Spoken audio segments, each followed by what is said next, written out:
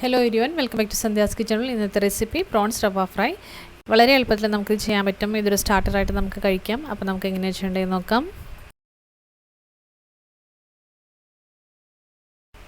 ആദ്യം തന്നെ ഒരു പാത്രം എടുത്ത് വയ്ക്കുക. അതിലേക്ക് 2 ടേബിൾ സ്പൂൺ അരിപ്പൊടി, 2 ടീസ്പൂൺ മുളക് പൊടി, 1/4 ടീസ്പൂൺ മഞ്ഞൾപ്പൊടി, 1/4 ടീസ്പൂൺ ഉപ്പ്, 1 ടീസ്പൂൺ ഇഞ്ചി വെളുത്തുള്ളി പേസ്റ്റ്, കുറച്ച് നാരങ്ങ നീര് ചേർത്ത് കൊടുത്തിട്ട് നന്നായിട്ടൊന്ന് മിക്സ് ചെയ്ത് കൊടുക്കുക. നാരങ്ങ നീരിന് പകരം 1 ടേബിൾ സ്പൂൺ പുളി പിഴിഞ്ഞ് ചേർത്താലും മതി. ഇനി ഇതെല്ലാം കൂടിയിട്ട് നന്നായിട്ടൊന്ന് മിക്സ് ചെയ്ത് കൊടുക്കാം. ആവശ്യത്തിന് കുറച്ച് വെള്ളം ഒഴിച്ചിട്ട് നന്നായിട്ടൊന്ന് മിക്സ് ചെയ്ത് കൊടുക്കുക. കുറച്ച് തിക്കായിട്ട് വേണം ഇത് കലക്കിയെടുക്കാൻ.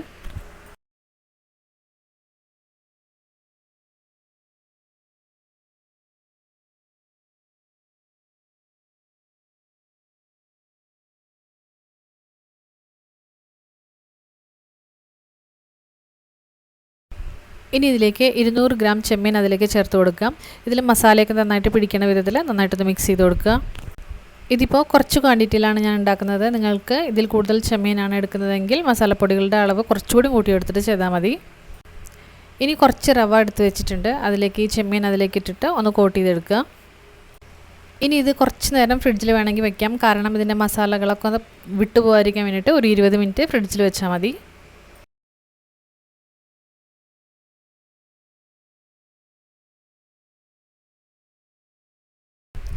ഇനി ഒരു പാൻ എടുത്ത് വയ്ക്കുക. അതിലേക്ക് 2 ടേബിൾ സ്പൂൺ ഓയിൽ ഒഴിച്ച് കൊടുക്കുക. ഓയിൽ ചൂടായി കഴിഞ്ഞാൽ ഈ ചെമ്മീൻ അതിലേക്ക് ഇട്ട് കൊടുത്തിട്ട് നന്നായിട്ടൊന്ന് ഫ്രൈ ചെയ്ത് കൊടുക്കുക.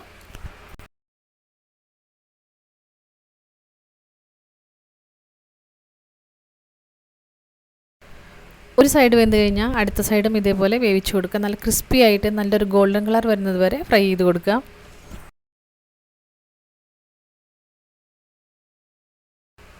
ഇത് നന്നായി വെന്ത് നല്ല ക്രിസ്പി ആയി കഴിഞ്ഞാൽ ഒരു പ്ലേറ്റിലേക്ക് മാറ്റാം നമുക്ക്.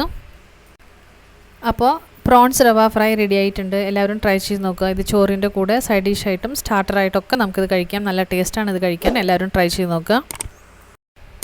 ഈ വീഡിയോ നിങ്ങൾക്ക് ഇഷ്ടമായെങ്കിൽ ലൈക്ക് ചെയ്യൂ, ഷെയർ ചെയ്യൂ, സബ്സ്ക്രൈബ് മറക്കാതെ ചെയ്യൂ. താങ്ക്